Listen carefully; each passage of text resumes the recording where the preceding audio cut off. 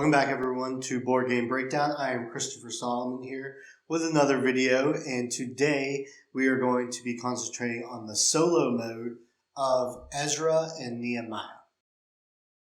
So real quick, this game has a lot going on. So if you were looking for a shorter version, just to kind of understand what the game might bring to the table, then click this link here for our burst version, where you can just kind of see the overview of the game. But if you're looking for a complete kind of how to play and even see some rounds being played, stay here for this video.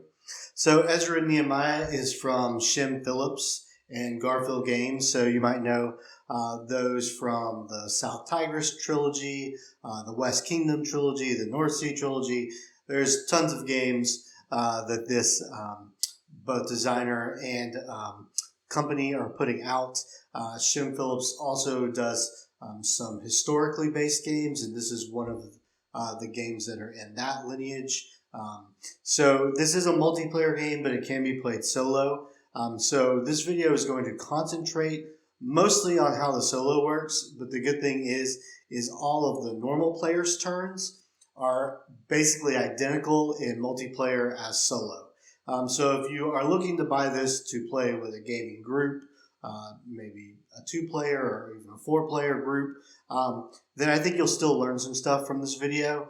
You'll just probably want to, on the last chapter, ignore some of the stuff having to do with the solo AI player.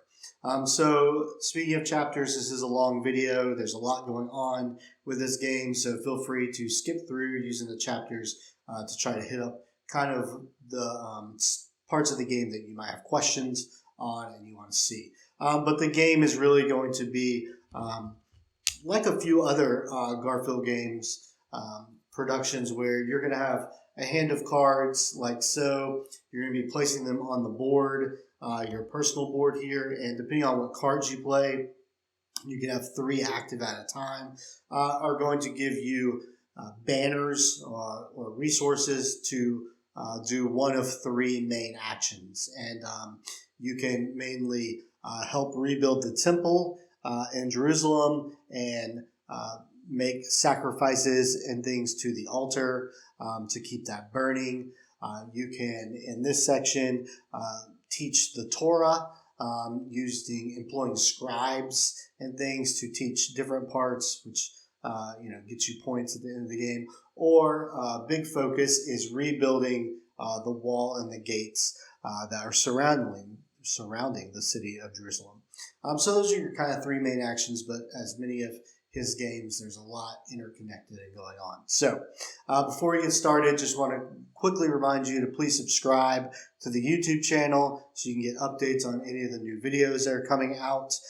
Go to the website at boardgamebreakdown.com where we have the videos linked, as well as I try to do text reviews or how to play articles on these same games, and there are even some text articles up that we have not made videos on, so feel free to go there and take a look at what we've got there. But without further ado, we'll jump right into this first chapter that is going to be focusing on how to set up the game of Ezra and Nehemiah. All right, so welcome to the setup, and as I mentioned in the intro, we are concentrating on the solo version of this game. But even if you are only planning on playing multiplayer, I think this video will help, because when it is your actual turn, you are going to do the exact same thing in multiplayer as you do in solo. So if you're just trying to watch this video to see if you might like the game, how the actions work, things like that, then I would encourage you to keep watching, because I think you'll get a good sense of it. And if you aren't playing solo, you can just skip through the parts where we talk about the solo board and how it works in the game. So we're going to first set up the individual boards before we move on to the main board. So this left board over here is the player board, while the right board is the one for the AI or whatever, the opponent, whatever you want to call it. So let's concentrate on the player board first. So you just grab a board. They're all the same. They don't have any differences between the 4 that come with the game, so just grab one up. There's also this player aid card here, and I know a lot of times player aids don't really do anything once you learn the game, but you are going to use this to cover up some cards throughout the end of the round. So you might actually want to grab this as it will play an actual role in the turn that you take. The other things you'll notice that are out here are these piles of tiles, and these are development tiles, and they're going to fit into these spots on the board that are little cutouts. So you're going to stack them in the 5 different types that they have, and then we're going to shuffle them up and just kind of pick one and slot it into each of the places on our board, and then the rest are going to go back into the box. So we'll go ahead and do that quickly.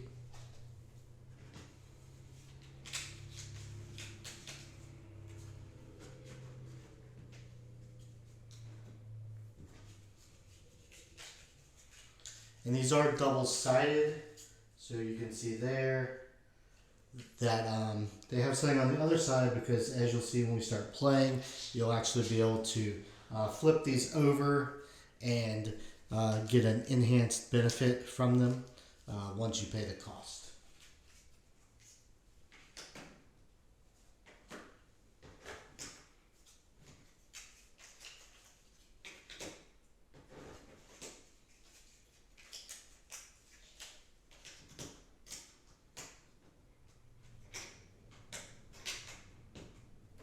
Couldn't get that one to stay.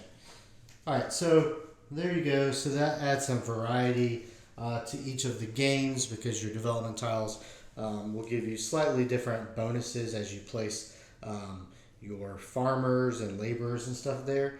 So you'll see that once we get into the actual gameplay.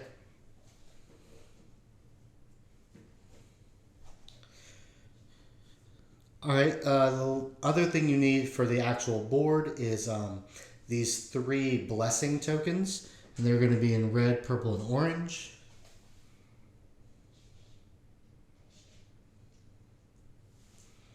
They kind of look like different vases, not sure the proper way to pronounce that, but you put them right here on this zeros, which are cut out, and that's kind of nice. So they kind of sit in there when you bump your board, as you probably will. They don't fall over too bad. So you'll stick those right there, and then you're going to basically decide which player color you're going to use and get all of those parts out. So first you have a deck of cards.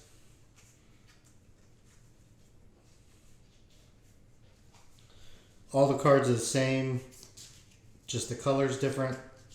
Well, the cards themselves aren't the same, but the cards for each player are the same. So you're just going to grab those, shuffle them up, and then you're going to deal a starting hand of 4.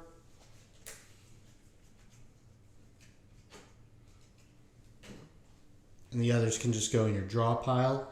You'll also have a deck of wall cards.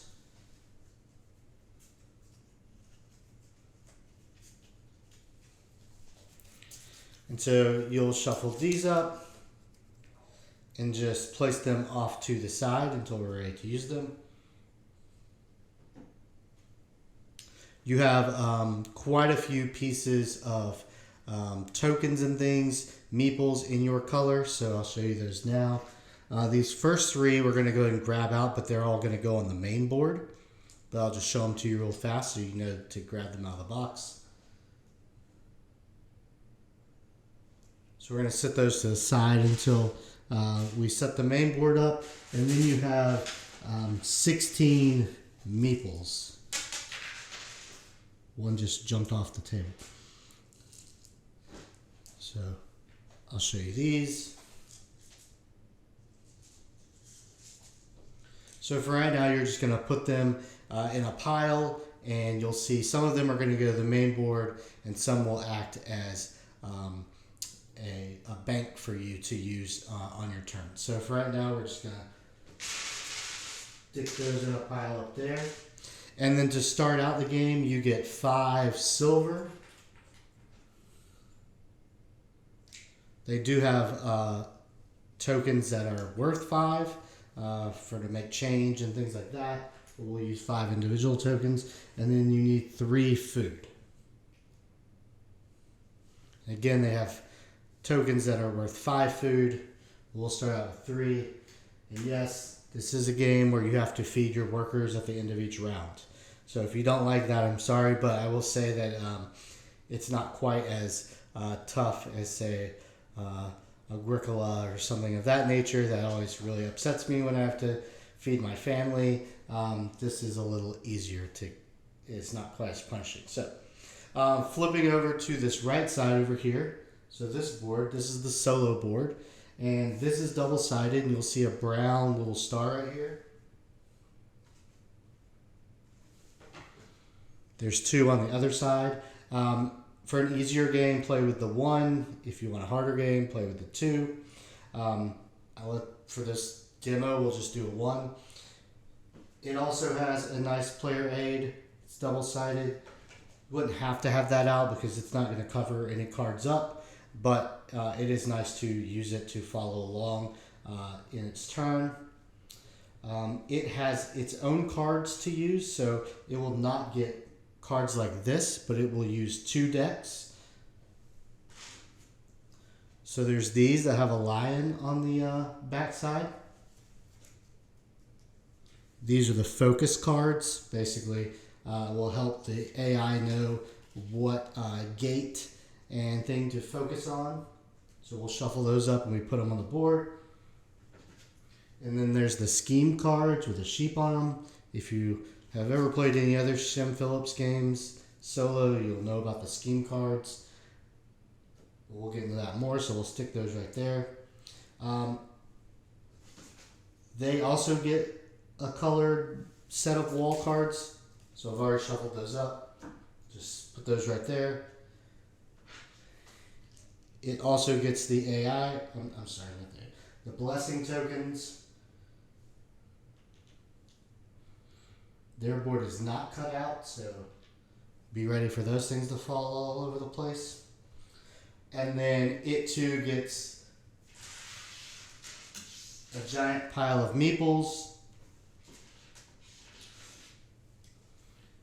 And these 3 tokens, which again we'll set to the side as it flies off the table again. We'll put that on the main board when it's ready to be set up. And then you might see this little horn. I think that's called the shofar.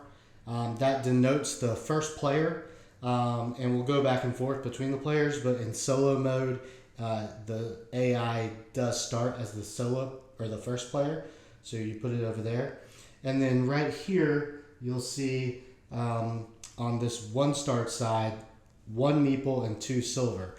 So that's what the AI is going to start with. So I'm going to move one of the meeples up to his board, grab 2 silver, put them on his board, and that is how the AI is going to start out. All right, so that's it for the individual player board and the AI board. I'm going to move this stuff out of the way, and we'll jump right into setting up the main board. All right, welcome back. We're going to jump into setting up the main board. And yes, this thing looks majorly complicated and has a lot of things going on. But I think once you start playing, you're going to realize that it's not as hard as it looks. So don't run away just yet. Give this thing a chance.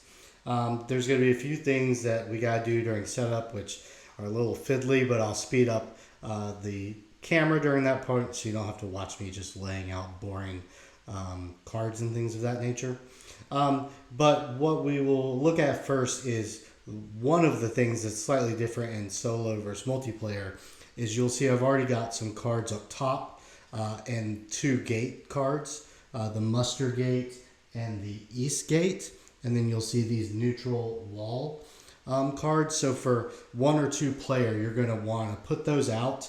Those basically symbolize that those gates and wall have already been built. So I think it just makes it so there isn't quite as many wall spaces that 1 or 2 people have to deal with. And obviously a 3 or 4 player game, there's more people building, so that's going to be there. You will also grab this temple tile here, and if you're playing with 1 or 2 players, you can see the little emblem right there. You can do 1 or 2 on that side, 3 on that side, and then if you're playing with 4 players, you leave it what's printed on the board. So we'll plop that down for the 1 to 2 players like that. Couple other things I've already set out. The remaining 4 gates, you'll see I've got over here, and you put 2 silver out on them. We'll talk about that a little bit later, but it will always be those same 4 gates since we have the 2 gates we already mentioned up top. You also have your 3 hero cards.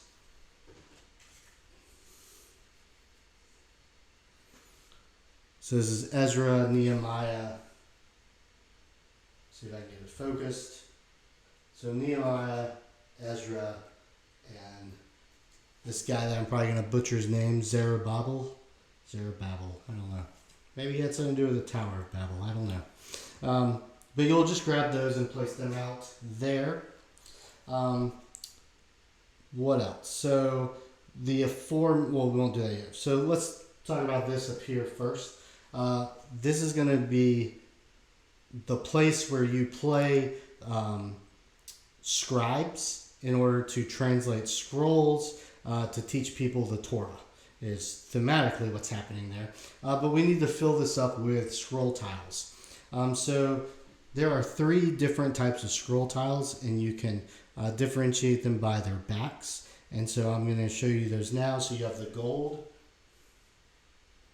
and you'll see that the top level right here is highlighted. So those are going to be the ones that go on the very top. You have the wood.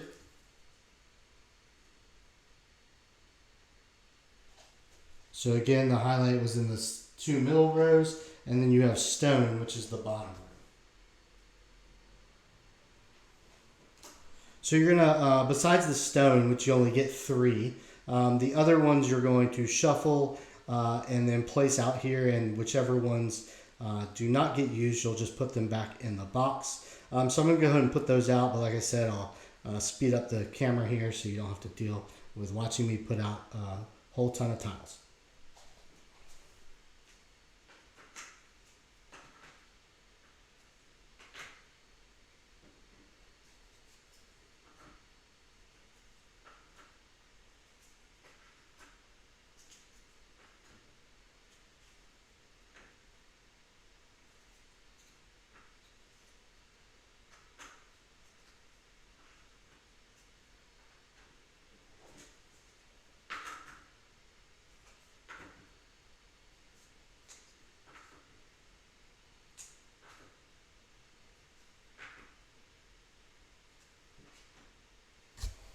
Alright, so now that that is done, the last thing we want to do with the scribe area is we're going to put out some piles of food over here on the right side that is awarded to the first person who makes it to each level. So the bottom level gets 0. We'll put 1 there. We'll put 2 there. And then finally we put 3 on the top.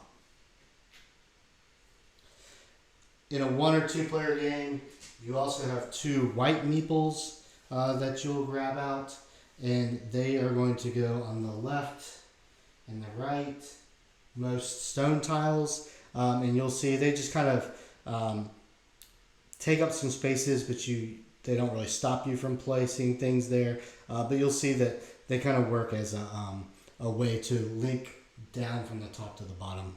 That makes no sense right now, but it will soon. So just get those and put those out. All right, so that takes care of the scroll area. We're going to go ahead and do the other really fiddly part, and that is to place the rubble around the wall and the gate areas. So you've got a couple different resources, and you want to put 10 of them into something to hold on to them, and there's wood, which is that. There's gold. There's stone. And then lastly, the black ones are cinders. So you want to put 10 of those to the side, and then all the rest of them, because you have a whole bunch, are going to go in a cloth bag. You're going to shuffle them up, whatever you want to call it, and then we're going to place them around the board. And the way we're going to place them is there's this tiny little diamond, multicolored diamond that has one of each of those colors. Some spaces have one, some spaces have three, two. We're going to go around the board and we're going to drop that much rubble onto each one of those spots. So I'll do that and you can watch me quickly go through that. And then the rest of them are just that we don't put out are going to get poured into the separate little bank areas.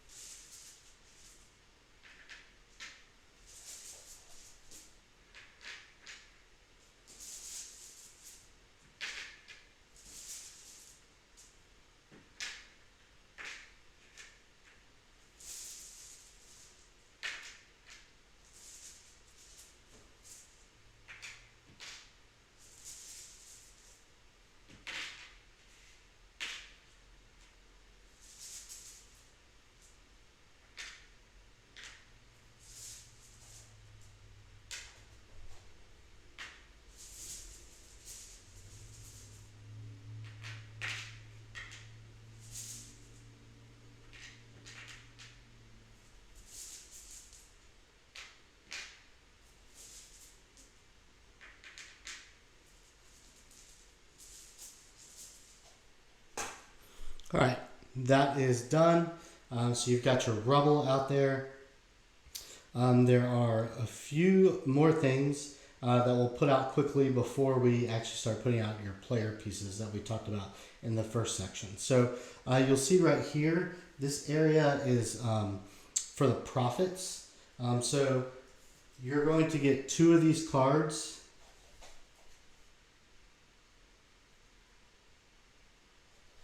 They're front and back, and they're all sides are different, so you could have 4 different choices. So you're just going to grab one of those at random and place it out here like that. So we'll get that side. And then you're actually going to have these 2 meeples that represent the prophets. One is Zechariah and one is Haggai. So on the card, let me pull that up again, you're going to see numbers on the top row. So this one is 4 and 7. And you'll see they align, one with the gray prophet, one with the white prophet. So to start the game, you're going to line this little guy up here with the right number. So we're going to put him at 4, and we're going to put the gray prophet at 7. So depending on what card you're using, those could be different. But you'll see that this track down here, depending on if you're to the left, the middle, or to the right of these guys, at the end of a round, you could get rewards or you could get punishments. So set those up depending on however that card is. And then lastly, I think we're ready to put out the different player pieces that I told you to hold on to from the first section. So first is going to be the VP counter, which is going to run around this frame here.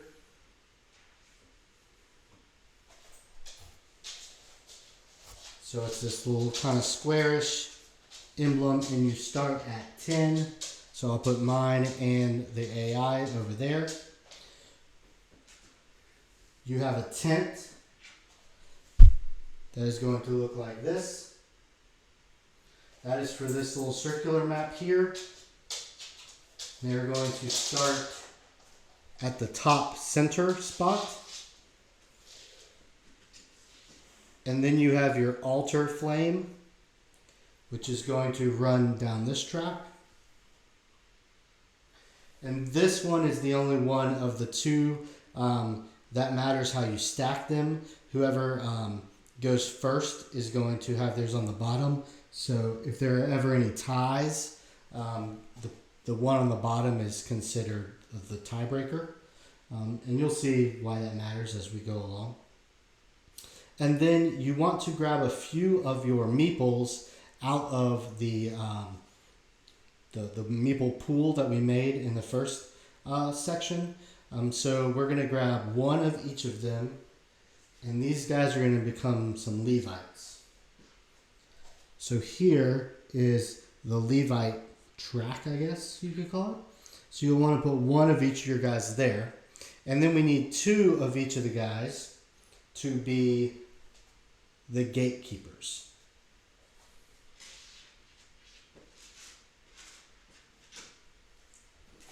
And the first four gates are in the corners here that we can take. And there's a reward in the top or bottom, however you're looking at it, corner, that when you connect walls to this gate, you're going to get. So in a 1 and 2 player game, the regular player, the human player, gets to pick both gates first. So I'm going to pick the old gate, and then I'll grab the one across, which is the horse gate. And then you're going to take the 2 AI meeples you grabbed and place them on the other 2 gates. And that is the board setup. So we've done the individual board, we've done the main board. So we will start and look at the actions on the next chapter. So there's 3 main actions and like 2 auxiliary actions. I'll kind of explain those first, and then the last chapter will play a few rounds so you can see how it actually works. This is obviously a very large game taking up a lot of the table, so I'm going to do my best for you to be able to see the different boards all in one shot. But some of the stuff might be cut off a little bit. I'll make sure to walk you through it. So come right back after I get all this reorganized, and we'll take a look at the main actions. All right, welcome back. I've gotten everything rearranged, so hopefully you can see enough of what's going on here as we go through. We're going to concentrate on the main actions, describing them from the main player point of view. I'm not really going to go into the specifics of the solo actions because they really mimic the main player as far as the nuances of the action and what you're doing. But when we play around, then I'll focus on how you handle the solo player. So again, if you're not planning on playing this solo at all and you're only doing multiplayer, I think this chapter will still be beneficial because you'll get the gist of the actions and the game down. One quick thing to note that I did not do during setup is you do need to grab your 2 starting resources, and that's going to be dependent on this tile you got here.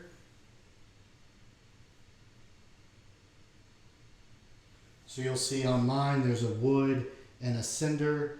So I grabbed a wood and a cinder, and I'm going to place them in that little, those 2 little square spots. And you'll see that there's only 7 spots on the tile. So at the end of your turn, you can only have 7 resources. Now you can gather more resources during your turn, but at the end you have to have, discarded or whatever down to 7.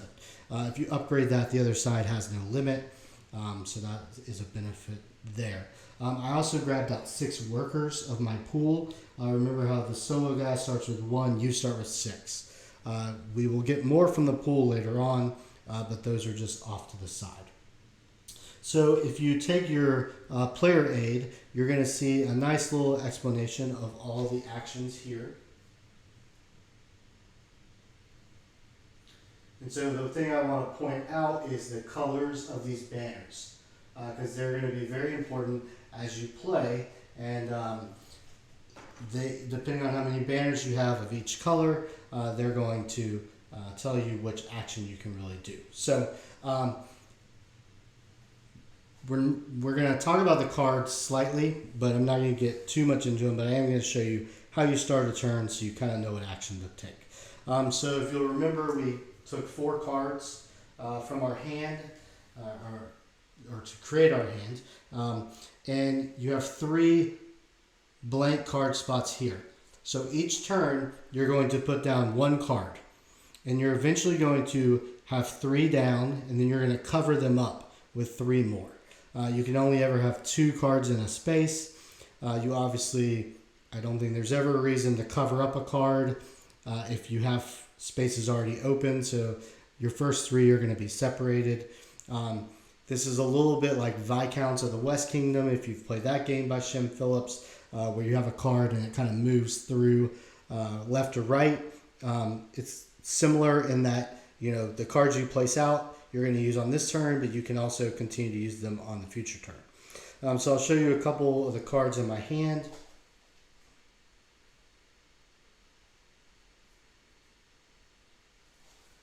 Okay, so the main takeaway from these cards is to look in the top left corner and see the different banners.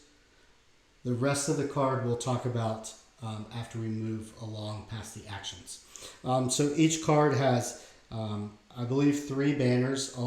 Sometimes they're all the same color, like the singer here has 3 reds. Sometimes they can be of 2 different colors, like the blue and red, and some even have 1 of each. So depending on which action you want to take is going to drive your selection of cards. So we're going to start with red, and I'm just going to place the singer down since she has 3 red banners. So again, if you want to look at her real quick. So when you take a card, you're going to place it in one of the empty spots. So I know she's kind of far down there, but once you place the card, then you would count up all your banners on all the cards, and then there's ways to get auxiliary banners, extra banners as you play. We can talk about that, but for this one, we're going to count up 3 banners. So we've got 3 reds. We have no other colors. So our action is probably going to be the red action, which is going to the temple or placing something to burn in the altar. You can do both or one or the other, depending on how many banners you have. Obviously, having more banners is better than having less banners. But obviously, at the beginning of the game, you're playing 1 card. It's going to be you're not going to have a ton of banners right off the bat. All right, so what does this mean, the temple?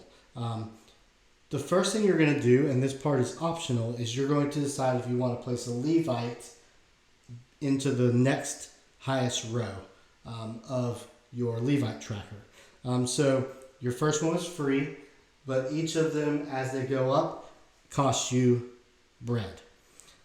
So if you place one down, you pay the bread, and then you get the reward over here. So I'm going to place that down because you'll see why that's important. So you're going to take it out of your 6 that you have available. You're not going to take it out of your pool. You're going to place that there. I'm going to pay the 2 bread.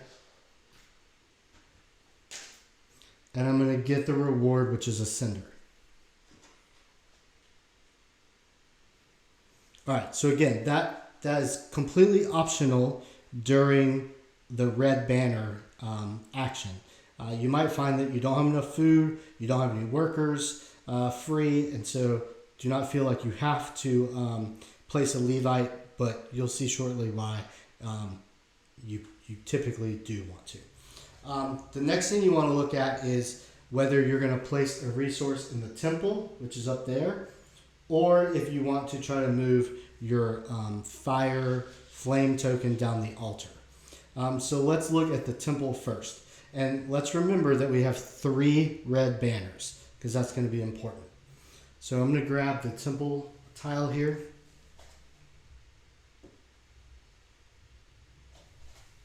So the main thing to look at right now is the left side and how many banners it costs to put something in each level. Now, unlike the Levites, you do not have to start from the bottom, but you do have to start from the left side. So we would have to put something in this column because there's nothing in there yet. But once there was, say, something here, we would have a choice of placing a resource in these or placing it in the second column. So you always go left or right. I couldn't just decide to put one here. Okay, and depending on what level is how many banners I want to pay. And remember, currently we have 3 red banners. So up here, you'll see what you're going to place in there is going to give you victory points. So if we place a stone or a wood, we're going to get 1 victory point. For every gold, we're going to get 2 victory points. You cannot place cinders, the black ones, into the temple. All right, so let's see. I've got no gold down here, so obviously I'm not going to place a gold. I have no stone, so we can place a wood. So I've got three banners, and I want to be able to do both of these actions. So I'm going to place it in the second slot here and basically spin 2 of my banners. All right. The other important part of this is you have to have enough Levites to do this action. So each Levite gives you the ability to place something in a temple or in the altar. So example would be, if I only have 2 Levites like I have, I cannot decide to place 3 things in the altar, in the temple, and 4 things in the altar. That would add up to 7. I don't have 7 Levites. I only have 2.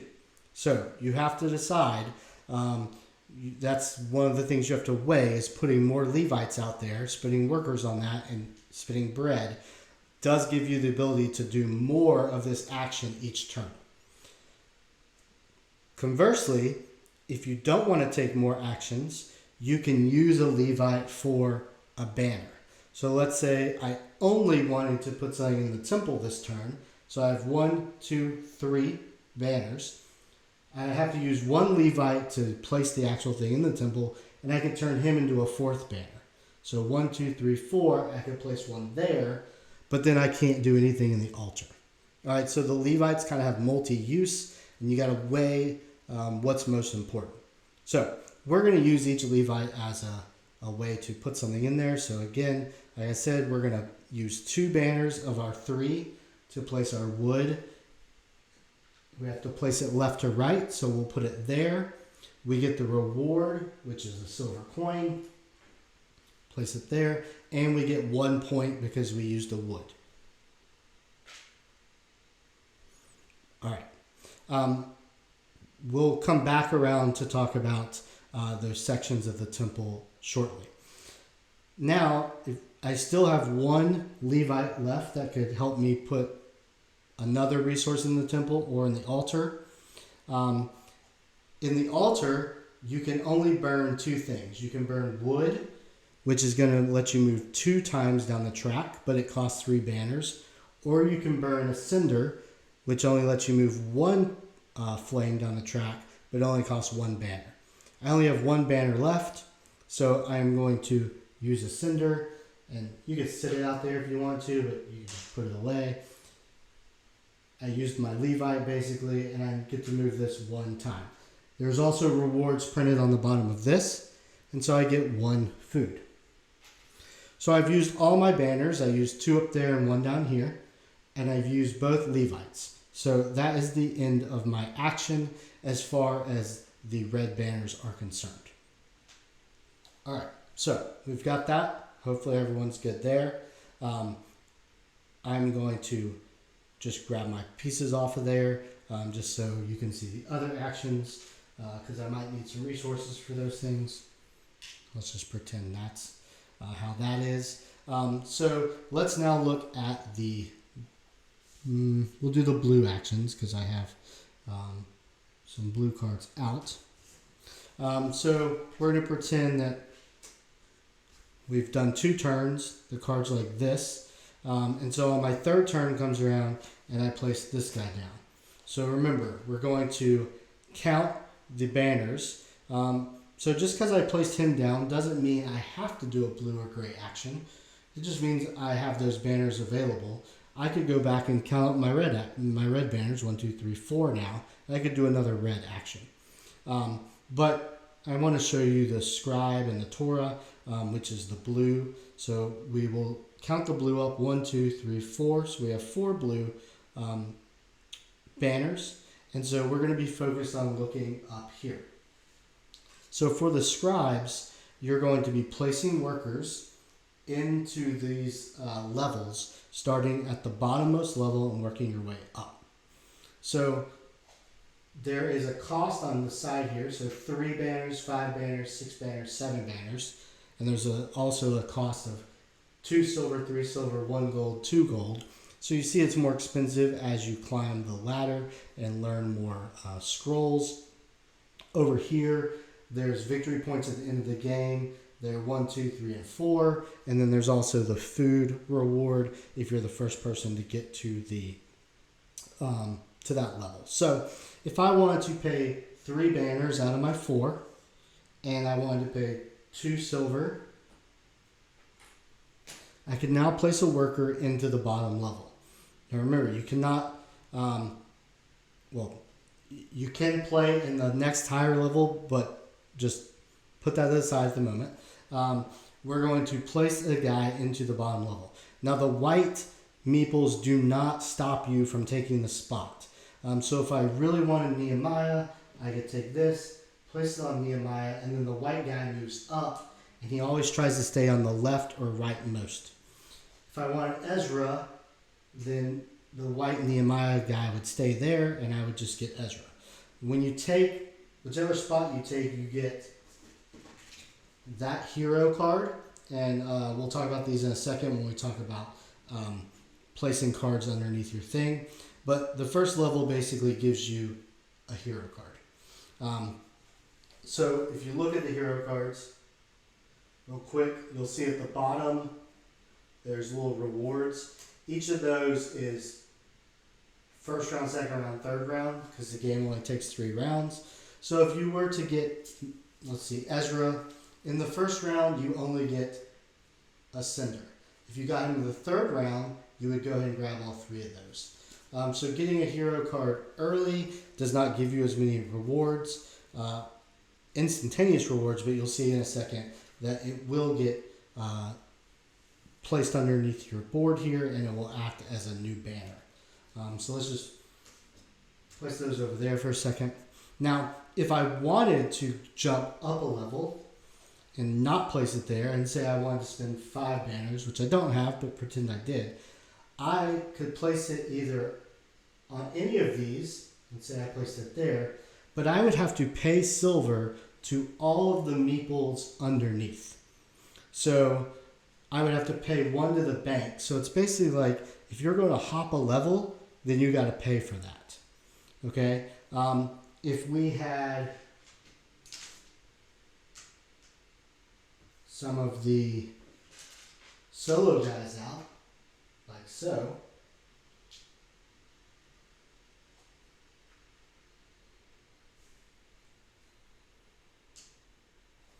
all right, let's pretend we're there, and we wanted to place something in the top level with a 7 banner and 2 gold. I could do that if I could pay for it.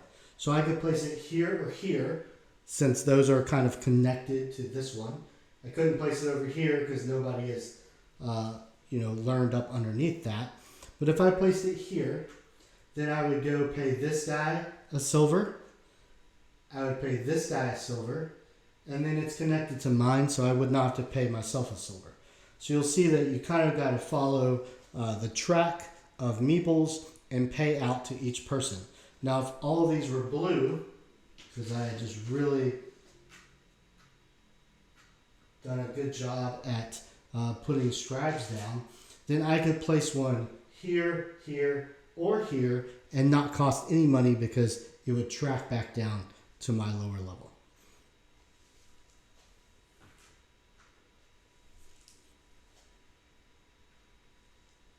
So hopefully that made sense. You also have a little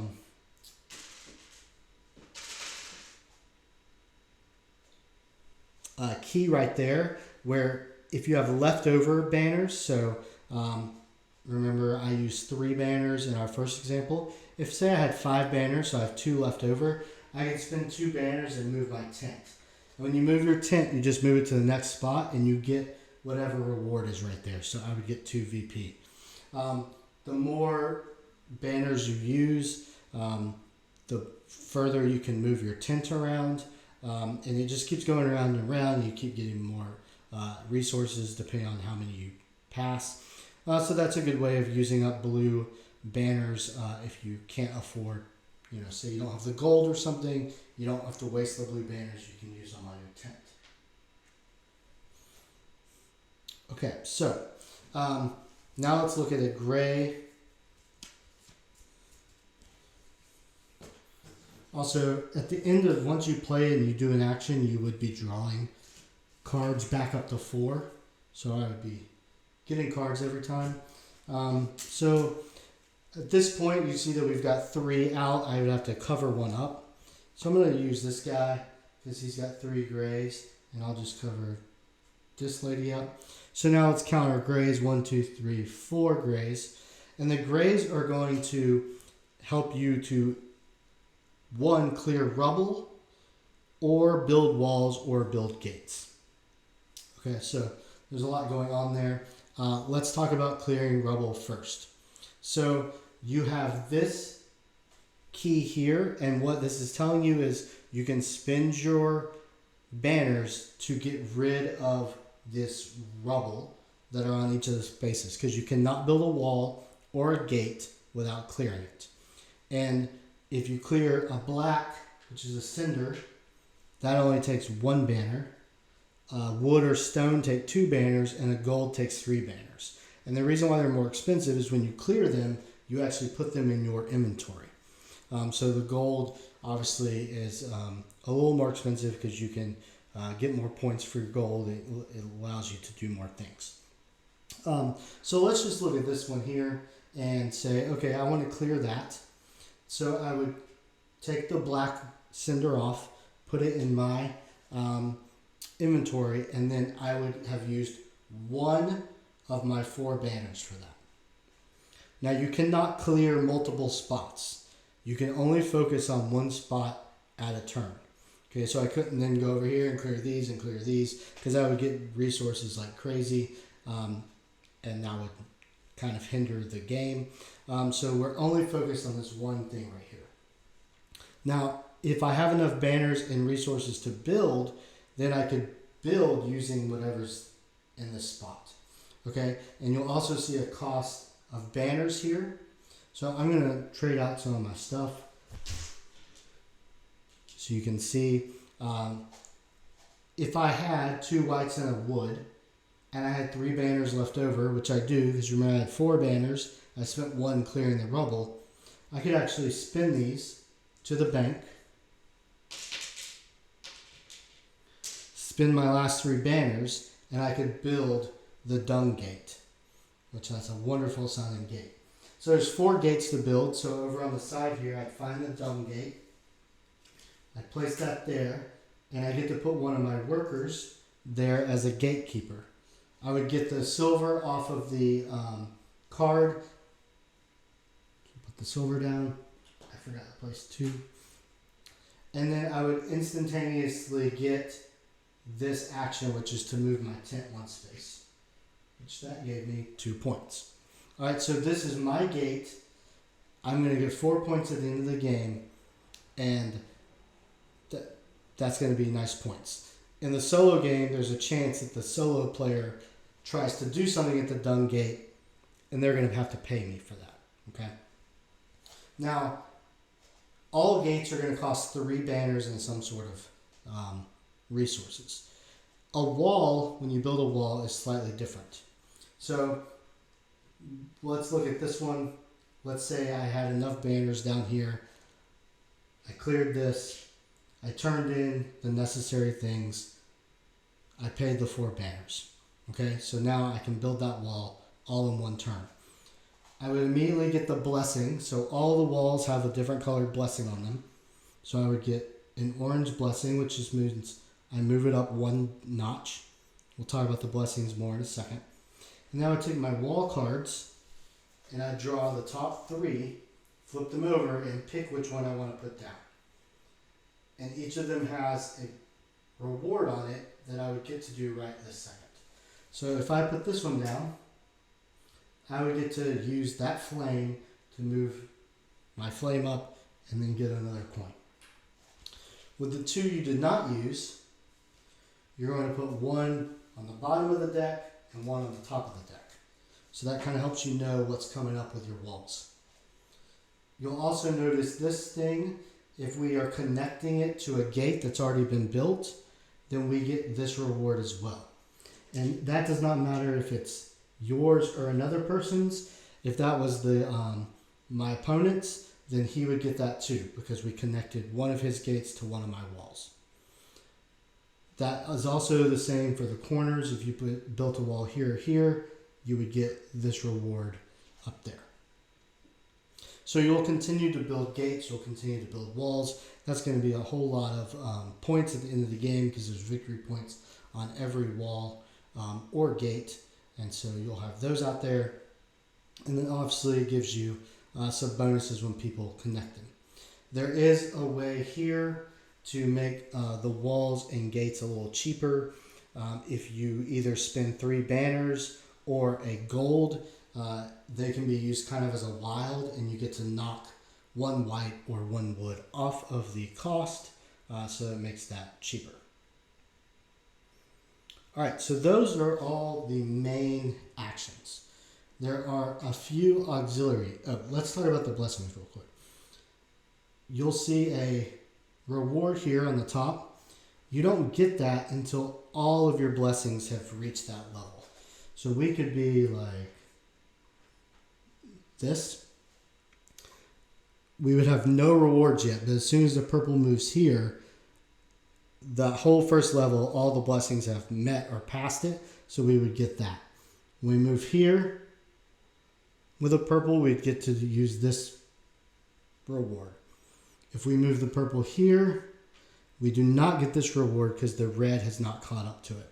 And once the red was here, then you would get that reward. So there's some strategy to kind of what blessing do you need next in order to trigger the rewards. Because if you're like this, that's not all that wonderful, because you haven't gotten any rewards and you've spent a lot of time getting all the way up to 600 orange. Okay, so the auxiliary actions, as I knock all my blessing. Okay, so down at the bottom here is the auxiliary actions.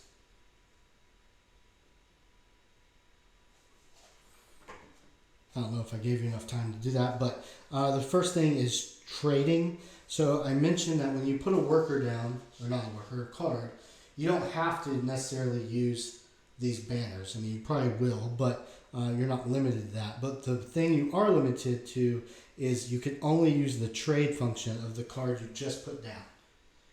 And the trade function is going to be down here at the bottom. Now, there's 2 different types of trade. So let's look at this one first. This one just means at any point during your turn, you can turn a cinder into a silver or a wood into 2 silver. And this means you can do that at any point as many times as you want to. So the trade is not free. You still have to pay your resources, but you can get something out of it. The other type of trade is this, that has a gate and a silver. What this means is if you're going to do this trade, which means paying 2 silver for a worker out of your pool, or 6 silver for 2 workers, you have to pay a silver to the person who owns the fish gate. So if the fish gate is not built yet, you take a silver and you just put it on the gate over there. Or I guess it could be on the gate over there, whatever. Basically, whoever builds that gate first is going to get those coins. If it is built, then you're going to give it to the person who owns that gate. And then because it does not have the little infinity symbol, you're only going to do this or this. You can't do both of them. You can't do them as many times as you want. You're going to do them 1 time. The other auxiliary action is to spend the required resources to flip one of these. So these are your development tiles. There's a cost in each corner, say 4 stone. If you pay that, you're going to flip this over. And you'll get more points at the end of the game, and you're going to get a better variety of options. So So you can flip them one time and put it back. So definitely check that out because these are pretty useful. So those are 2 auxiliary actions down here. You can also use a trader or an elder. So that's going to be these 2 spots. So you'll see these little arrows. Basically, you can take one guy, one trader or one elder, and place them in a spot and get that reward. So for one time, by placing that guy there, I can get a resource and a bread. Now I can't continue to put people there until the next round, but I can use them once a turn. Once a round. So that is why it's beneficial to flip these if you can, because you're going to have more options. You're going to get more banners, more resources probably. So don't forget about flipping those. I think I showed you earlier the big one. If you flip it, you then have no limit on your resources. You don't have to discard down to the 7. So that's nice.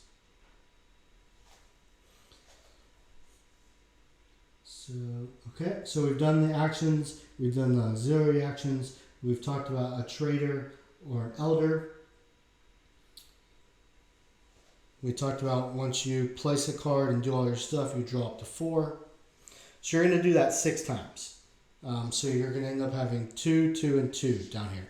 Remember, you can only have 2. You can't have 3, 1, and 2. You've got to have 2, 2, and 2. So depending on how you want to cover them up is going to matter. But at the end of the round, there's going to be a few things you're going to do. And I'm going to put this guy up here because he's going to be important. But you can flip this over and you can easily see what we're going to do. So the first thing is prepare for Sabbath. So what that means is any guys that you have not used, you're going to get to place them on the farmer or the laborer spot and take the reward. So it's kind of a way to say, well, I don't want to waste my guys, so I'm going to stick them there, and I'm going to collect all that stuff after the round. You're also going to resolve the prophet's judgment. So if you'll remember when we set these guys up, these were the prophets, and we're trying to get usually in the middle or to the right of the prophets for this reward. So if we ended right now, you'd see that we didn't do very well. We're on the left side of him. So for the first round, we would lose 1 victory point. Now, if we were in the middle, we would get a red blessing. If we were on the right-hand side of them, we could choose which blessing we got. So that would be first round. We'll talk about moving them in a second. So we want to do that. Second is we're going to actually have the Sabbath, where we pay our food for our workers. So each worker needs 1 food. That's these things. And the easiest way to count up how much food you need is you have 16 guys.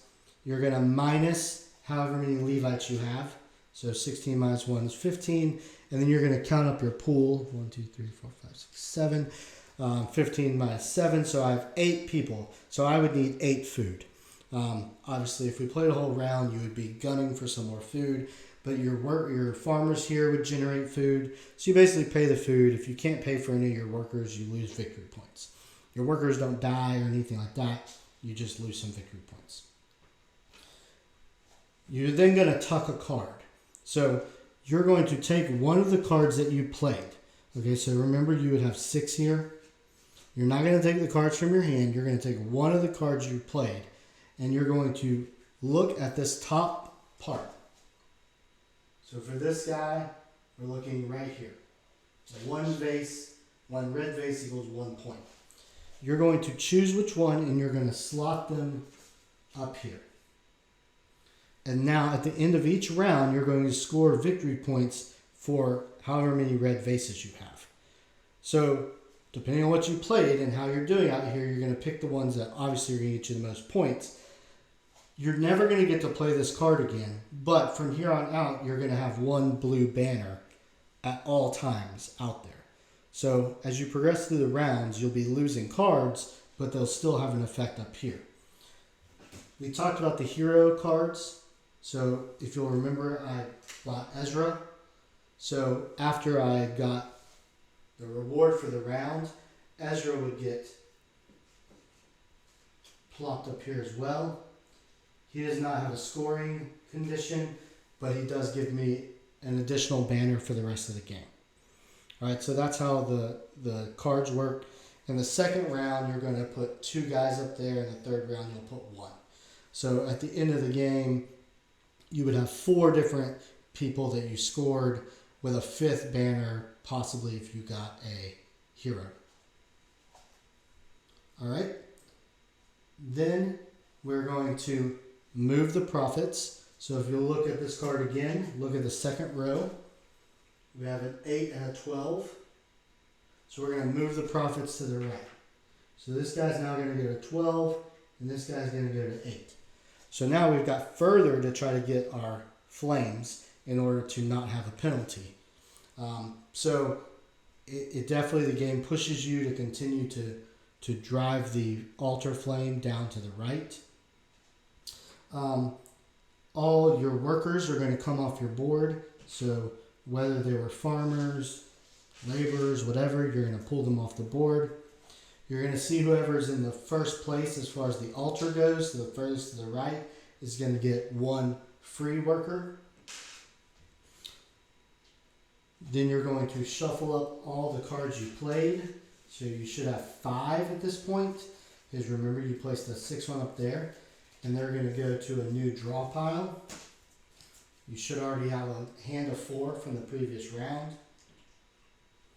Now in the second round, you are going to have to draw a card to your hand because you placed 2 up underneath.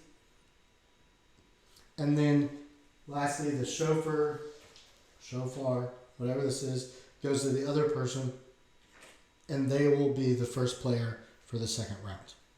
And then play goes exactly like that for the rest of the second round and the third round. And then there's in-game scoring, which is down here. We won't really go over it. It's pretty easy. Basically, if you did a lot of building of things and putting things in fire and learning scrolls, you're going to win a lot of points. All right, so 2 quick things here to note that I want to point out. If you look back up here, we talked about these 3 columns. And depending on the players, you'll have different designs. But once this column is filled up, this section, whoever places the last one gets 2 food. At that time, whoever has the most Levites, which are those guys down there, gets 2 points. And then everyone who has a Levite out there, like however many Levites, you get silver. So there is some reward aspect to that. Though if you don't have as many Levites as your opponents, you kind of get punished for that. And then the other emblem I want to mention is this one in the top right corner. So you'll see it has an orange or a green meeple in a hand. And that means that any time you had an elder or a trader, when it's Sabbath time, you can pick them up and move them to a farmer or a laborer spot. So that emblem lets you basically use one guy 2 times. So you'll see that spread around as rewards and different things like that. All right, so I know that's a lot. There's a lot of explanation and talking, but we're going to jump into actually playing a few rounds. If you are here for the solo specific instructions, we will go over that specifically over here, what these cards mean and what they do. So I'm going to reset this to the way it looked at the beginning, and then we'll jump into that. All right, welcome back, and we are going to run through a couple rounds so you can see the gameplay. Real quick, I will mention that if there are things about the board that are slightly different from previous chapters, it is because between the filming of the last chapter and this one, Hurricane Helene ripped through our community here in Augusta, so there's been quite a bit of work to be done there. And so I've just now gotten back to being able to set this back up. So it's probably not exactly the same as far as the tiles up here and the materials around the wall probably aren't put out the same way as previous chapters when we set it up. But I just wanted to let you know about that in case you were wondering why it was different. So remember that this is a solo mode, but I will call out anything specifically for the multiplayer. When we take the turn over here for our player, it's almost identical to the multiplayer, so you can still use what you see here to help you out with that. But in solo mode, the AI player, whatever you want to call it, does always go first, hence the reason they have the little horn. So we did not touch on how an AI turn works. So we'll do that here because I think it would make more sense seeing it in actual gameplay. So, and if I didn't mention it before, you do have these handy cards here, one for the AI and one for you, that explicitly says how a turn works, what the actions mean, and then when we get to the Sabbath, which is after the round is over, you flip it over and it explains exactly how to do the Sabbath. So we'll do that as well. I don't know that I'll take all 6 turns to get to the Sabbath, but maybe like 4 turns, and then we'll just jump to it so you can see how it works. All right, so on an AI turn, so you'll see that it starts out with whatever resources are listed here. So on the easy mode, it gets 1 worker and 2 silver coins. You'll shuffle the lion cards and the lamb cards here. And so the first thing to do is to draw the top lion card, and you'll place it here. But I'll bring it up to the camera so we can take a look at it. All right, so all of the lion cards are laid out basically the same as this, where you're going to see a gate up here at the top, and then this little arrow pointing either clockwise or counterclockwise. That will help make some decisions for the AI if it comes to it.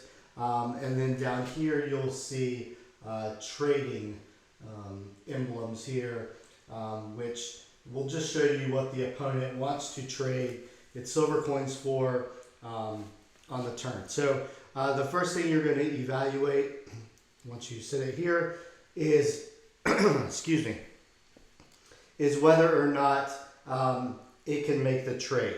So I'll pull it back up here so you can see it again. So it always wants to do the most it can do. So what this is saying is it's got to pay 1 silver to the owner of the water gate, or if there is no owner, it puts a silver on the water gate.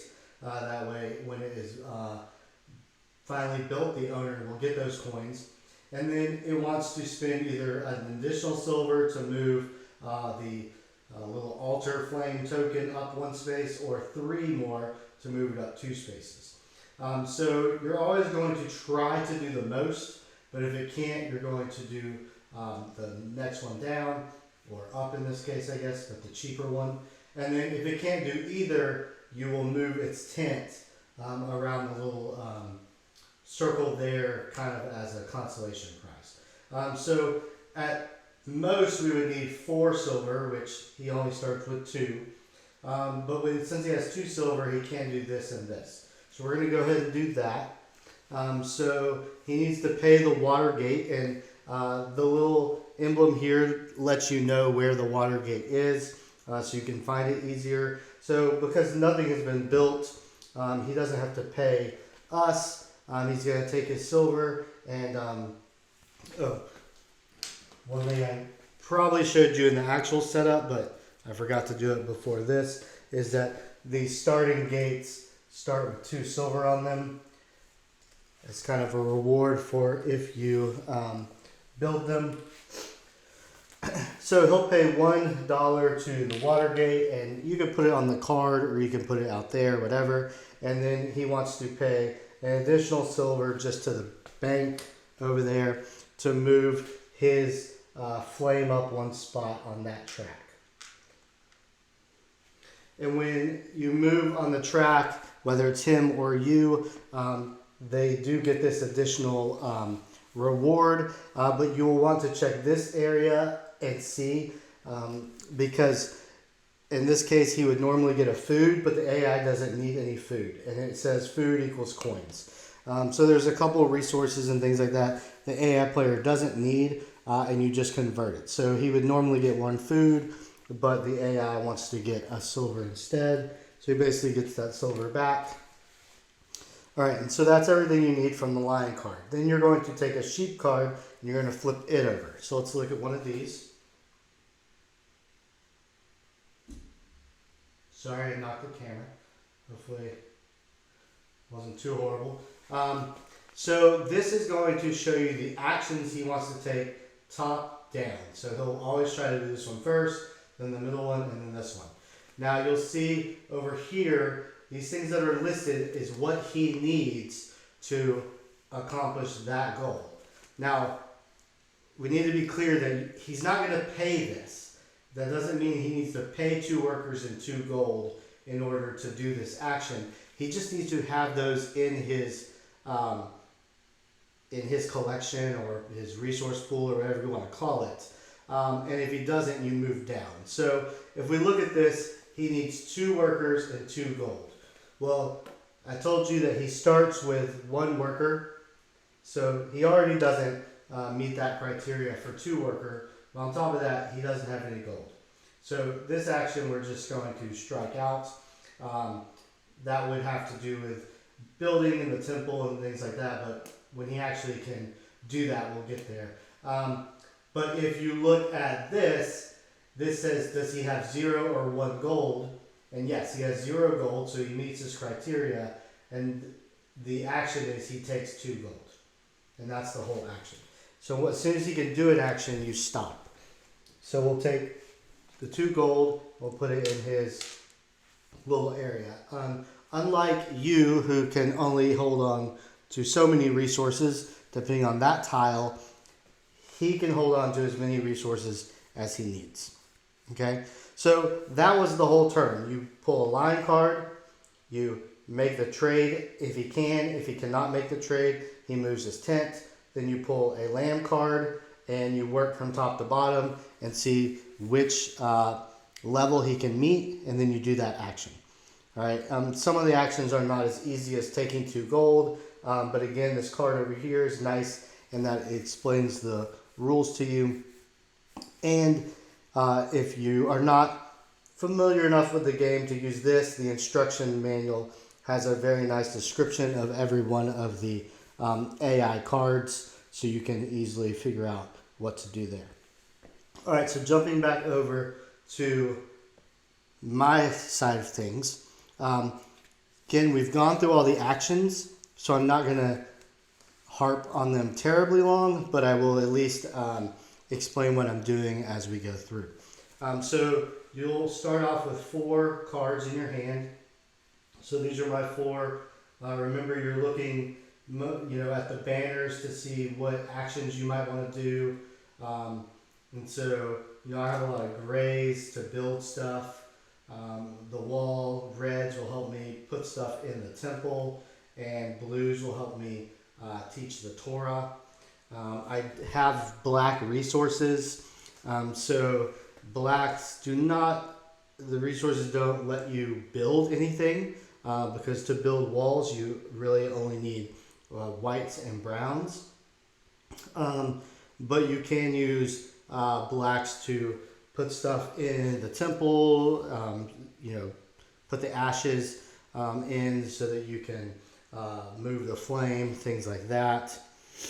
So we'll look at that, and what we'll do is we'll play this card here, so the carpenter. So remember, you're going to pick one of your 6 spaces, and I realize that you can see it. So it doesn't really, or one of your 3 spaces, sorry. It doesn't really matter where you play your first one, obviously, so we'll stick that there. And so we're going to count up how many red banners we have all across the board. Obviously, starting out, we have 2, But if I played a worker up here, I could get additional 2 banners there, but that worker would stay there for the rest of the time this round. I would not get to use that spot again. And the banners, the amount that you want to use are really going to come down to, which level of the temple, things like that, or how many banners do I need to spend to move my flame up, things like that. So I got 2 reds, so I need to make some determinations on what I want to do. The first thing with the red action is, do I want to put a Levite in there in order to take more action? So if you'll remember, for each Levite, you can either put something in the temple, or 2, you can put something in the altar. So if I only have 1 Levite, I can only do that once. So I'm going to go ahead and I'm going to take one of my workers. I start with 6, and I'm going to drop him here. And then I got to pay 2 food. So I'll pay these 2. The good thing about the Levite is on every subsequent turn, we don't have to pay for him as far as food goes as a worker. We don't have to feed him any longer. You get this reward right off the bat, so I get another black. That action, putting Levites, does not take any banners, so I still have 2 red banners to spend. If I'm trying to put something up in the temple, I could put it here or here. The problem there is you cannot put blacks, the ashes, in the temple. They have to be stone, wood, or gold. So if you look over here, I can put a black in the altar for 1 banner apiece. I have 2 banners to spend. I have 2 Levites, meaning I can do it twice. So I'm going to use 2 black resources, spend them, and that means I can move my flame up twice. So 1, 2. And then I get both of these resources that I landed on or passed. So I get a food again, and then I get another silver. At the end of the round, I could also trade if I wanted to. So I could put $1 in the dung gate, or pay the person that owns the dung gate if that was a thing, and get 1 brown. I could also pay the dung gate and then an additional 2 silver and get 2 brown. So I think I will do that because I would like a brown for my next turn. So I'll just stick this at the dung gate. Let's see, where's that at? Right here, so I'll put that there, and then I get 1 brown to put in my bank there.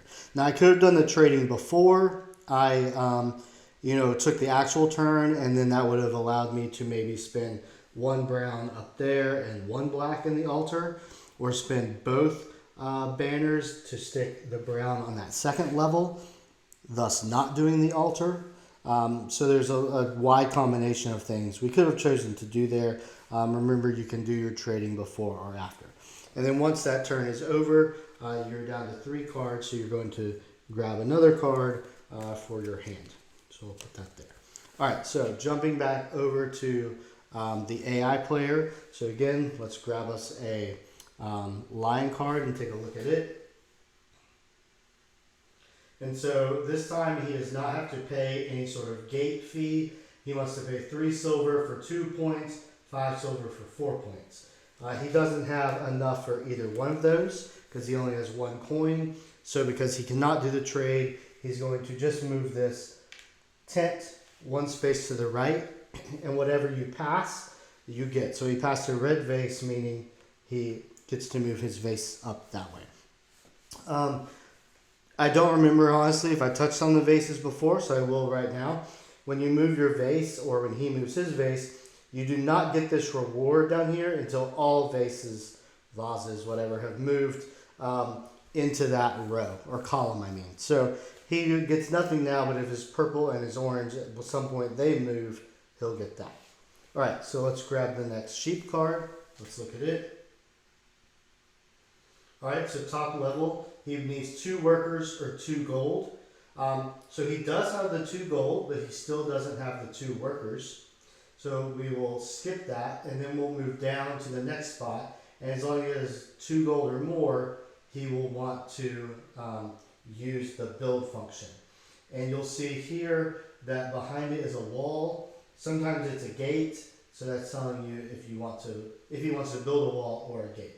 So he wants to build a wall piece, and the way he chooses which wall piece to do is, if you look back at the lion, he'll start at the old gate, and then he wants to work this way because the arrow is this way, and he wants to build the first wall that is applicable. Obviously, there's a lot of walls. Space is open right now because no one has built anything. So I'm going to grab this for you to see. And if you look right here, it kind of explains. So he wants to clear rubble, gaining a blessing and 1 gold per resource cleared. So typically when you clear the rubble, you have to pay, excuse me, you have to pay banners, gray banners, but he is not having to do that. He just gets to clear it for free basically, and he turns them all into gold. And then, remember, he wants to build a wall, not a gate. He'll spend 3 gold to build the target gate or wall, placing a gatekeeper. If it was a gate, gain rewards on wall and from connections. So, what does that mean? So first, let's figure out which wall he wants to build. Remember, he's going to start at the old gate and move this way. This one's available, so he's going to build that. So first, he's going to clear the rubble, which for him just means he's going to take both of those off and turn them into gold. So that gets him those gold. And remember, he also gets the blessing of the purple vase because he cleared it. So we're going to move that up like that. Again, like I just said, he still doesn't get anything with this because he hasn't moved all 3 of them. So that wall is clear. And then he wants to build the wall, which building a wall or building a gate all is worth 3 gold. So he'll take his 3 gold, he will spend it, and then you'll grab his gate cards over here. And I just shuffle them up because I don't remember if I did. And he'll take the top one and he'll build it there. Then he'll get the reward that's on here, which for that is 2 bread. Remember, if you look over here, he doesn't want bread, he wants silver. So he's going to take 2 silver instead. And then we connected a gate that has a gatekeeper with a wall. So we both, the owner of the gate and the owner of the wall, each get the reward there, which is a gold. And he does like gold. So I'll get a gold because I own the gate, and he gets a gold. All right, so that was the building function for the AI. If he builds a gate, it's almost identical to that, but he places a gatekeeper, and he still clears the rubble, gets the gold, pays 3 gold, puts a gate out. So it's very similar to that. All right, hopping back over to mine, we're going to look at mine again. So I think, let's see. I think I would like to stick with my reds here. So I'm going to take this and put it down there. All right. And if I want to do another Levite, it's going to cost me 3 food, which I do not have. So what I think I'll do is go ahead and actually use this trade first. And I will spend 1 to the water gate. So let's see.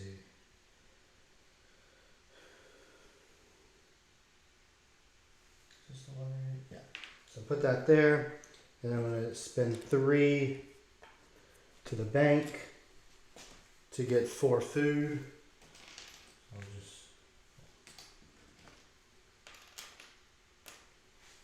Alright, so that was the trade. Let's count out my banners. So I obviously want to use the red ones because I have 4 of them now. So remember, I have a choice to do the Levite, which I will do the Levite. So I'm going to take one of mine and put it there and spend 3 food. 1, 2, 3. My reward is a stone. So I get my stone there. And then I have 4 banners to use. And I can use my three Levites for actions. Remember when we went over the actions, you can also turn a Levite into a banner. So say I only wanted to do, I only wanted to put something in the temple. So that was only one thing. I only really need to use one Levite. I could turn these 2 into banners and have 6 banners to spend, but I would only be able to do one thing. That just depends on, sometimes it works out where you have one Levite left over, and it's better to turn him into a banner that turn than to use his action.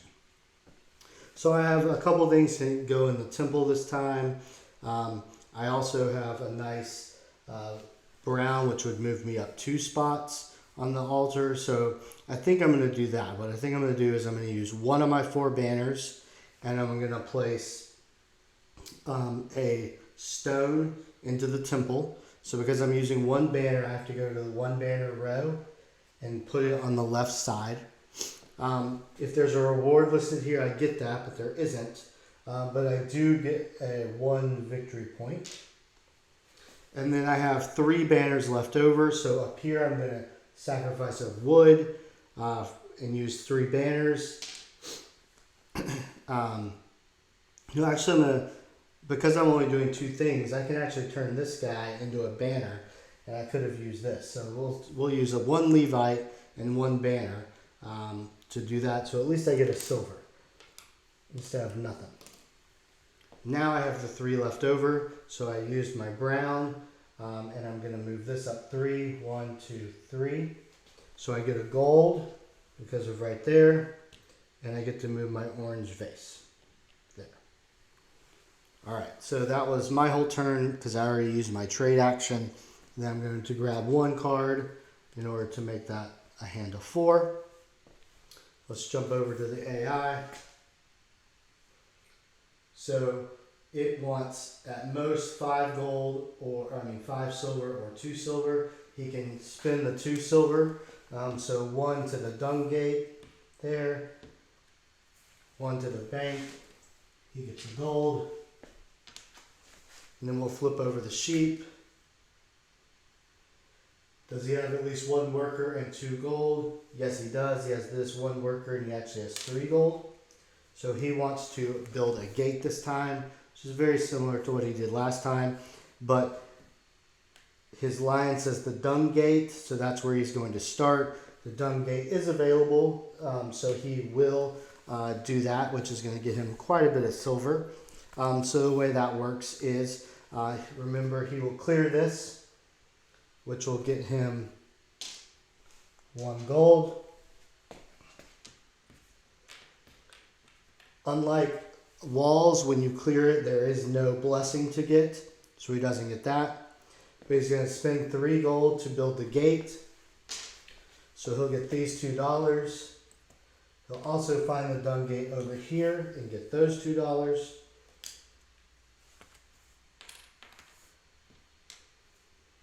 And then he's going to take his 1 worker he had and place it there as the gatekeeper. And then you'll see there's a little reward for gatekeeper, which is to move his tent 1 spot. So we'll do that, and he gets 2 silver. All right, so that is his turn. We'll jump back over to mine. So we'll look at this. I do have a gold now. I have a black. So, maybe I can do... we'll use some blue ones. So we'll use this guy here. Put that there. So if I want a worker, this is the emblem you'll see if I want to get additional workers. Because especially if you're using, all the actions need more workers at some point because you'll need them for gatekeepers. You'll need to place them up there, things like that. But at the moment, I don't really have enough money for that, so I'm going to ignore that. And instead, I'm just going to focus on my banners. So I would like to use the blue banners. So I have 1, 2, 3. So I need 3 blue banners to place a worker in that row. And I also need to spend 2 silver, which I have. So I'll be able to do that. Put that there. So in this first row, these white workers, if I can still take those spaces and they just move up, they're really there to be used as a way, once you get workers up higher, to make a connection back down to the bottom, because you do kind of have to make a connection to whatever level you're on, and so that gives you additional connections since there's only 2 players. But if you place a worker down there, you're going to get one of these heroes, and you'll get the reward that's listed in this first spot, since we are in the first round, and then you get to slide them under your thing here so that you can get that banner. So I think I'll go with Nehemiah. So I'm going to use all 3 blue banners. I'm going to pay $2. I'm going to take one of my workers. I'm going to put him here, and the white one just slides up, and it always tries to stay on the outside. If there was food over here like there is in the other levels, I would get it at this point. And then I get to take Nehemiah. I get this reward right away, which is a white. And then you tuck him in like this. And so that is an additional gray banner for the rest of the game. Then I'm going to draw another card, place it here. All right, so we'll look at this. Mustergate. He wants to spend 6 silver, so 1, 2, 3, 4, 5. He has 6, so he will do this bottom one. So nobody owns the Mustergate. Nobody can buy the Mustergate. It's already built. So that silver is just going to go to the bank. His other 5, 1, 2, 3, 4, 5 will go to the bank. And he gets 2 additional workers from his pool. So I'm just going to move these 2 over there. And then we'll flip over the sheep. And you'll see the top level. Does he have 2 gold to build a wall? He does not have 2 gold. He only has 1. Does he have 0 to 1 workers? No, he actually has 2 workers. So we'll go down here. And that means that he just wants to clear rubble. He's not going to build anything. He's just going to clear the rubble to get more gold. And he's going to move his flame up 1. So if we look back at the lion, he wants to start at the Mustergate and go this way. So the Mustergate is up here. So if he goes this way, the first available wall is there. So he's going to clear these 2 pieces, and he turns them into golds. He gets that blessing because he cleared it. But remember, he does not have a wall or a gate illustration behind the little pickaxe. So he's not going to build anything. And then he's going to move up this 1 space. And it gets him another silver. So we put that there. Okay, so at this point, I'm not going to go much further in turns because I think that you see how that works. We've done some actions in the temple and the altar. We've done an action in the teaching the Torah area. We've moved the tent. We've built a wall. We've built a gate. So you've seen much of that. On the 4th turn, the thing that matters is when I choose which card to play, I do have to cover up one of these cards that we've already laid down. You do need to kind of make the decision when you're playing the cards.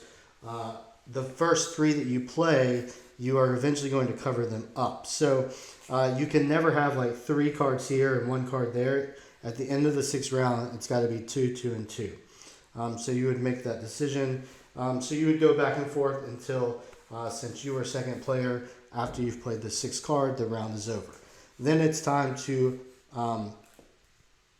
observe the Sabbath. So these cards are nice because you can flip them over. And you just go down the line and do exactly what it says. So you do them kind of simultaneously. So we'll start at the top. Some of the things both people do, some of the things only actual players do. So prepare for Sabbath, use farmers and laborers, and resolve the prophet's judgment. So these spaces are laborers and this space is farmers. So at the end of the round, whatever workers you have left over, not from your pool that you are taking from, but the available workers, you're allowed to place them in these spots and get 2 bread for those spots, 2 resources, or a resource and $2. So essentially, at the end of each round, you're going to place all your workers out. Now, I could have placed one of these here or here, but they would stay there. You wouldn't then move them or anything like that. So I'm going to just, I don't know, I'll just throw them all here to get food. So that'd be 6 food. So we'll take a 5 and a 1. He doesn't have any workers to deal. Like his extra workers don't do anything. He doesn't feed his people for some reason, so you don't have to worry about that. But the other part of this first step is resolve the prophet's judgment. And what that means is you're going to look at this card and see its first round there. And so we're going to evaluate, are we to the left, middle, or right of the prophets? So we'll look at me first. I'm right in the middle. So on the first round, being in the middle gets me a red blessing. Now he is to the left of the prophets. Again, remember we only played 3 cards out of the 6, so he might not have ended up there if we didn't stop short. But for him, you will always evaluate it based off of this. It doesn't matter what round or whatever. So if he's to the left of the leftmost prophet, he loses 2 victory points. So we would do that. All right, so that's the purple. We're going to move down to the actual Sabbath. So pay 1 food per worker. This excluding the Levites and the workers that you aren't available yet. So the best way to do that is you're going to do 16 because that's how many you start with, and you're going to minus out this, however many you have here, and the Levites. Everyone else you're going to pay for. Or you could count up all these guys, you count up your gatekeepers, you count up your people teaching the Torah. So whichever way you want to do it. So I've got 3, 4, 5, 6, 7, 8, 9, 10. So I have 10 that I don't have to pay food for. So 16 minus 10, I'm left with 6 workers, which equals 6 food. So I'm going to pay that 6 that I got from using my farmers. If you cannot pay the food, you lose 2 VP per worker you cannot feed. So keep that in mind. You're also going to take 1 character card from the ones that you played, and you're going to tuck it up here. Okay, so remember I would have 6 normally. You're not going to tuck anything from your hand. It's only the ones you've played. And when you tuck it, the thing to think about is from there on out, you're going to have this banner all the time showing. So it's kind of like a constant blue banner. And you're going to get to score based on this. For every red face I have, I get 1 point. You're going to score that at every Sabbath.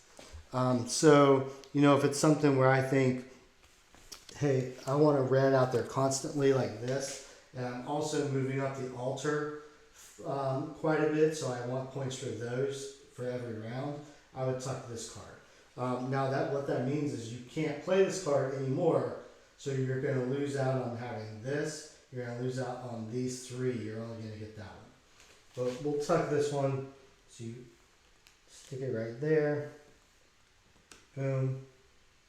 And then we score the tuck card. So in first round, you only have 1 tucked.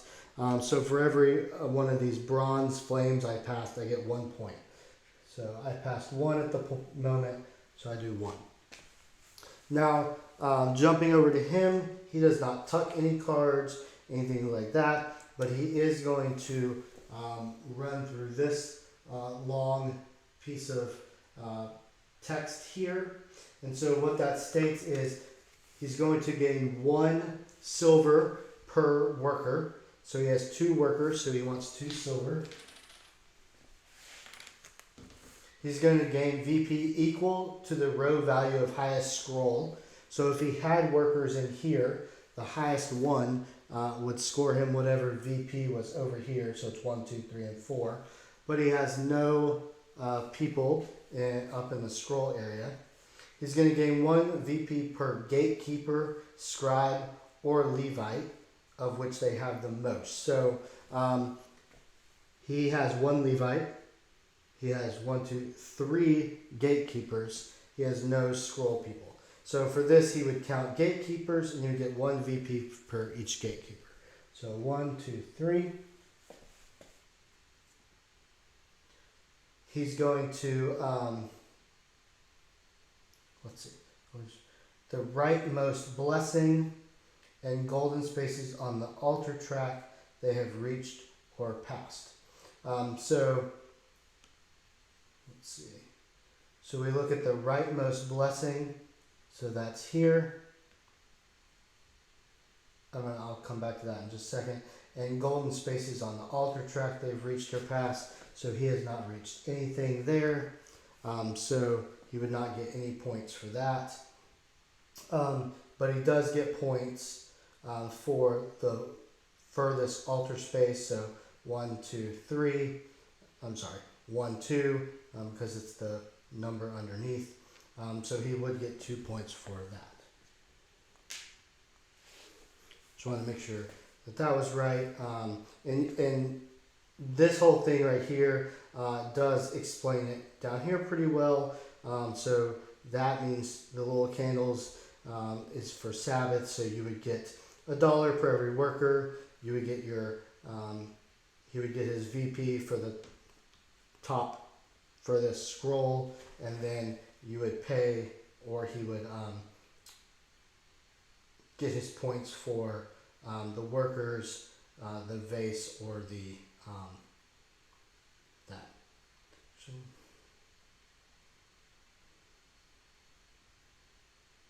okay, yeah. So remember the gatekeeper, scribe, or Levite, rightmost vase, and the bronze flame. So you score all 3 of those. Want to make sure it wasn't an either or thing. But the either or does come in when you look at the gatekeepers or the other 2 types of workers. He doesn't score for all 3 types of workers, and then these other 2 things. All right, got that. All right, so then after Sabbath, we're going to do here, move the prophets and pass the horn. So here you'll see on this card, if we go down to the second row, it has an 8 and a 12 listed. So that's where we want to move the prophets. So we're going to take him and move him to 12, him and move him to 8, so that you continue to want to move down the altar. First player passes to me for the next round. All the workers that are on your board go back to your pool.